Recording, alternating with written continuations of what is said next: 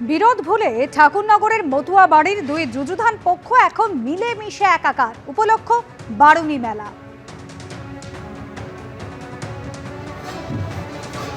এই ঠাকুরনগরের বিখ্যাত বারুণী মেলা ঘিরে বারবার সংঘাত তৈরি হয়েছে মতুয়া বাড়ির অন্দরে।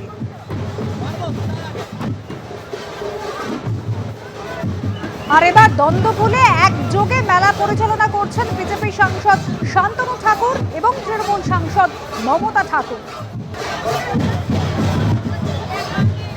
এমনকি গতকাল তৃণমূল সাংসদ মমতা ঠাকুরকে সাষ্টাঙ্গে প্রণাম করতে পর্যন্ত দেখা যায়। হরিণঘাটার বিজেপি বিধায়ক অসীম সরকারকে ছবিটা একবার দেখুন।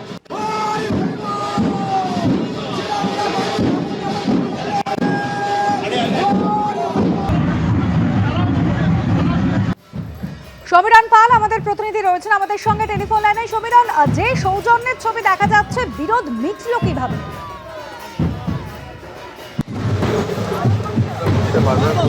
এখানে এটা ভক্তদের মেলা, কিন্তু আজকে মধুকৃষ্ণ ত্রয়োদশী, সেই কারণে গতকাল থেকেই প্রচুর পুণ্যার্থীদের ভিড় জমছে। আজকে যেহেতু পুণ্য স্নান রয়েছে কামনা সাগরে, সেই কারণে প্রচুর মানুষের সমাগম হয়েছে।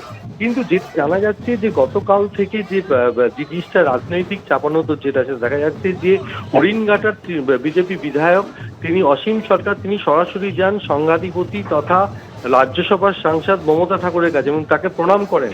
প্রণাম করে তিনি বলেন যে তিনি এই যেহেতু মতুয়া মহাসংঘের মানুষ এবং সেই কারণে তিনি মতুয়া মহাসংঘের সংঘাধিপতির কাছে এসছেন। অপরদিকে মমতা বালা ঠাকুর স্পষ্ট তিনি জানিয়ে দিয়েছেন যে এই যে ঘটনা ঘটছে সেগুলো এর সঙ্গে কোনো রাজনীতি নেই, যেহেতু সন্তান এসছেন মায়ের কাছে। কিন্তু যে চাপানোতর প্রথম দিকে ছিল যে এই মতুয়া মেলা কারা করবে সেই নিয়ে প্রথমে মমতা বালা ঠাকুর তিনি জেলা পরিষদের যে বৈঠক হয়েছিল সেখানে তিনি অনুমতি পেয়েছিলেন এবং সেটাকে চ্যালেঞ্জ করে শান্তনু ঠাকুর তিনি হাইকোর্টে গেছেন। হাইকোর্টের থেকে জেলা পরিষদকে নির্দেশ দেওয়া ছিল কি করে মমতা ঠাকুর নির্দেশ দেবে সেটা খতিয়ে দেখতে। পরবর্তীকালে আবার দুপক্ষকে বসিয়ে জেলা পরিষদের তরফ থেকে মমতা ঠাকুরকেই মেলা করার নির্দেশ দেওয়া হয়। পরবর্তীকালে ফের শান্তনু ঠাকুর অর্থাৎ সাংসদ তথা কেন্দ্রীয় জাহাজ প্রতিমন্ত্রী তিনি হাইকোর্টের দ্বারস্থ হন।